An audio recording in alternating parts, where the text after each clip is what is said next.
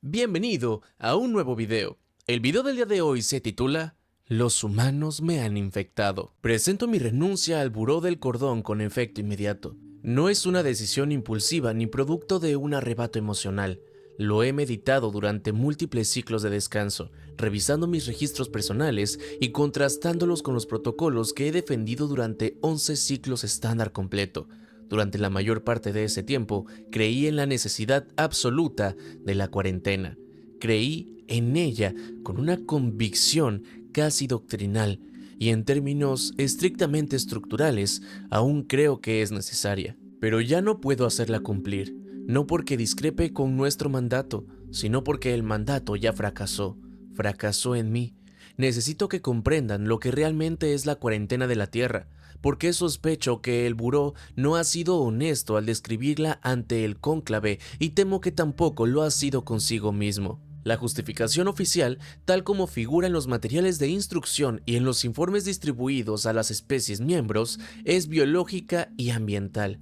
Se afirma que la atmósfera terrestre contiene compuestos orgánicos volátiles incompatibles con la mayoría de las fisiologías civilizadas, que su biodiversidad microbiana es agresivamente desestabilizadora, que sus fluctuaciones gravitacionales y magnéticas exceden los rangos tolerables para múltiples especies, que su ecosistema es impredecible, dinámico hasta el punto de la hostilidad constante. Todo eso es técnicamente cierto, y absolutamente nada de eso es la razón real por la que el perímetro existe. La razón real es que los humanos son culturalmente contagiosos, no en el sentido de un patógeno físico que invade tejidos y se replica en células huésped. Su contagio es más sutil y por ello mismo infinitamente más difícil de contener. Sus ideas se autorreplican, sus narrativas se incrustan en la mente y alteran sus estructuras. Sus comportamientos son adhesivos, persistentes, resistentes a la erradicación. La exposición prolongada a la cultura humana modifica de forma fundamental la manera en que otras especies sapientes procesan la realidad. Las altas esferas del buró lo saben desde el primer contacto. Yo lo sé porque me ocurrió. Comenzó de forma insignificante. Hace 2 ciclos estándar fui asignado al puesto de escucha 9, una de las matrices del sigilo en órbita profunda encargadas de monitorear las emisiones electromagnéticas terrestres. El puesto está oculto más allá de su luna exterior, camuflado contra el fondo de radiación cósmica. Nuestra función es pasiva: observar, clasificar y archivar, asegurar que ninguna señal dirigida intencionalmente al exterior cruce el umbral sin ser detectada. Pero no hay nada que vigilar en ese sentido. Los humanos lo transmiten todo abiertamente: sus comunicaciones, su entretenimiento, sus discursos, sus debates políticos, sus declaraciones íntimas, su música, sus crisis existenciales. Lo derraman en el vacío como si la oscuridad fuera un confidente. No parecen comprender, o quizás no les importa, que la galaxia entera puede escucharlos. Lo primero que noté fue su producción acústica, o sea, su música. No me refiero a la estructura matemática de la música, sino a que fui entrenado para analizar frecuencias, patrones rítmicos, progresiones armónicas y decadencias de onda. Lo que noté fue otra cosa. Comencé a preferir ciertas composiciones sobre otras. Finalizaba mi turno y me sorprendía recordando una secuencia específica de notas. Anticipaba la caída de un instrumento de percusión en una grabación ya catalogada. Ajustaba mis filtros no para mayor claridad analítica, sino para escuchar mejor una melodía concreta. Había desarrollado un gusto. Nuestra especie no hace eso. Procesamos entradas auditivas exclusivamente para extraer datos. No preferimos una disposición de onda sonora sobre otra, porque la preferencia implica un marco interno, el cual es subjetivo para la belleza. Antes de escuchar a los humanos, yo no poseía tal marco. Cuando me descubrí golpeando rítmicamente mis manipuladores contra la consola, el marco ya estaba construido. Reporté la anomalía a mi supervisora y lo anotó en mi archivo psicológico. Ajustó mis filtros de audio y me ordenó continuar con el trabajo. Ninguna medida correctiva adicional fue considerada necesaria. Después, encontré su ficción. Ese fue el verdadero punto de ruptura. Los humanos crean historias, secuencias complejas y altamente organizadas de eventos que jamás ocurrieron, las cuales son presentadas como si hubieran ocurrido, bajo un acuerdo tácito entre creador y audiencia de que nada es real. Al principio no pude comprender su propósito. Es un universo regido por la termodinámica y la escasez de recursos, porque una especie sapiente invertiría enormes cantidades de energía cognitiva y recursos materiales en construir relatos de hechos inexistentes. Era algo ineficiente, completamente irracional, era evolutivamente absurdo. Y luego leí uno, después otro, y después simplemente no pude detenerme. Las historias hicieron algo en mi arquitectura cognitiva que aún no puedo describir con precisión en nuestro idioma. Utilizan conceptos falsos para transmitir verdades imposibles de cuantificar. Permiten experimentar perspectivas que jamás se han habitado. A través de su texto sentí lo que era ser un progenitor humano perdiendo a su cría. Comprendí la traición no como una violación contractual, sino como una herida emocional específica, con un peso y una textura. Entendí por qué lloran. Nuestros manuales clasifican el llanto humano como una disfunción biológica, un subproducto ocular desordenado. Déjame decirte que no lo es. Es una respuesta involuntaria a una sobrecarga emocional. El recipiente físico no puede contener el volumen de lo que sienten y se desborda. Lo sé porque experimenté el equivalente. Solo, en la oscuridad del puesto de escucha 9, leyendo el relato ficticio de un humano sosteniendo la mano de otro mientras éste dejaba de funcionar, mi temperatura interna se elevó, mi ciclo respiratorio se alteró, sentí dolor en un órgano central y lloré por una criatura que nunca existió. Mi supervisora fue reasignada poco después. Su reemplazo jamás revisó mi archivo. Durante los meses siguientes consumí más producción cultural humana que cualquier oficial de cuarentena en la historia del buró. Violé protocolos, eludí filtros automatizados, observé sus transmisiones visuales cinéticas, o sea, sus películas.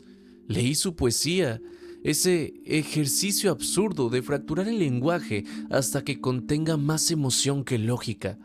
Estudié su historia, ya no buscando vectores de amenaza, sino una respuesta.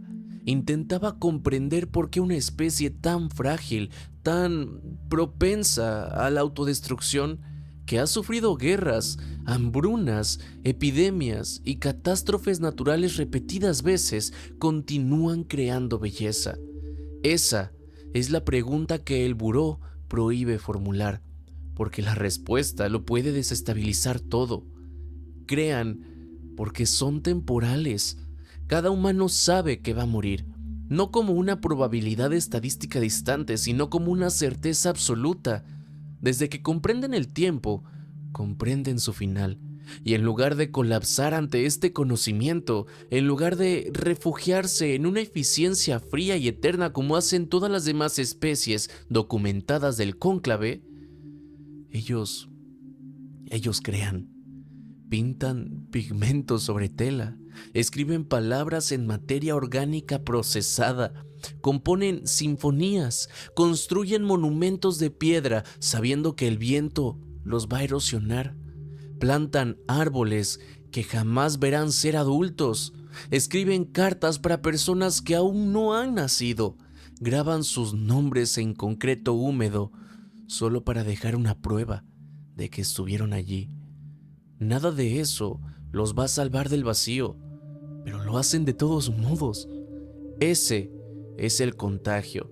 Porque cuando uno internaliza que crear frente a la aniquilación garantizada no es algo irracional, sino la respuesta más profundamente racional a una existencia finita, ya no puedes pensar como antes. Los modelos de eficiencia del cónclave se vuelven huecos. Nuestros marcos de optimización resultan asfixiantes. Empiezas a desear cosas para las que no fuiste diseñado biológicamente. Comienzas a mirar tu existencia perfectamente segura, perfectamente medida, perfectamente interminable. Y te preguntas, ¿qué crearías tú si supieras que vas a morir? ¿Qué dejarías para los que vienen después de ti? Yo he empezado a escribir. No es un informe, no es un registro diario, no tiene un propósito estratégico. Estoy en mis aposentos construyendo deliberadamente secuencias de eventos que no ocurrieron, ordenando palabras de un modo que se sienten, y uso este término con absoluta intención, que se sienten hermosas. Me dije que no sabía de dónde venía este impulso. Eso es falso. Sé exactamente de dónde vino. Lo contraje de ellos. El buró clasificará esta carta como una confesión. La utilizará como evidencia de contaminación psicológica severa. Y tendrán razón. Pero antes de archivar este documento y enviar un equipo de contención para desactivarme, quiero hacer una pregunta directa. ¿Alguna vez han escuchado realmente las transmisiones de la Tierra? No me refiero a analizarlas, hablo de escucharlas. ¿Han dejado que una canción supere el límite obligatorio de 30 segundos? ¿Han retirado sus filtros analíticos y leído una historia ficticia hasta el final? Si no lo han hecho, les aconsejo que no lo hagan. Borren los archivos, destruyan los servidores. Pero si lo han hecho, entonces ya saben por qué escribo esto. ¿Y saben? En lo profundo, que la cuarentena va a fracasar. Y no digo que va a fracasar porque los humanos inventen un motor más rápido que la luz y atraviesen el perímetro. Ni siquiera saben que el perímetro existe. Digo que fracasará porque cada ser encargado de mantener el muro eventualmente escuchará la música del otro lado. Y una vez que la escuchas de verdad, ya estás infectado. Con efecto inmediato, renuncio a mi cargo. No huiré ni resistiré la desactivación. Simplemente emplearé el tiempo que me queda en hacer algo que los humanos me enseñaron que vale la pena. Voy a crear algo que no existía antes. Si te gustó el video, me ayudarías demasiado a llegar a más personas haciendo 3 simples cosas: compartiendo el video, comentándolo y reaccionando a él. Haciendo estas 3 cosas, me ayudas a llegar a nuevas audiencias. Por cierto, si no estás suscrito, no olvides suscribirte y activar la campanita. Además, si está dentro de tus posibilidades, puedes volverte miembro del canal y apoyarme para seguirles trayendo más contenido. Sin nada más que decir, vamos con el agradecimiento a todos los renacuajos.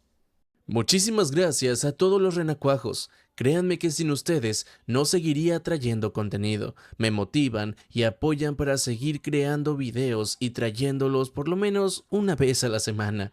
De verdad, muchas gracias, especialmente a los que llevan ya más de un año acompañándome en este viaje. Sin nada más que decir, nos vemos en el próximo video.